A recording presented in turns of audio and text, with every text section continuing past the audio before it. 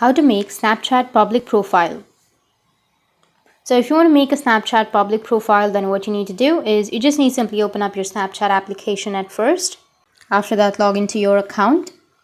Once you've logged in, you just need to simply go with the profile, which is on the upper left.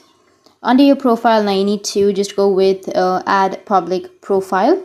You will have public profile option right here. So let me tell you one thing, that you should be more than 18 years old to make a Snapchat public profile.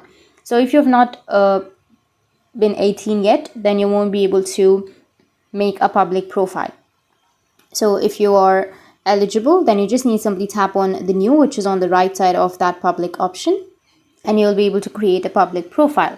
After creating a public profile, here on the top you will have public profile option on the right, so tap on it and this is your public profile.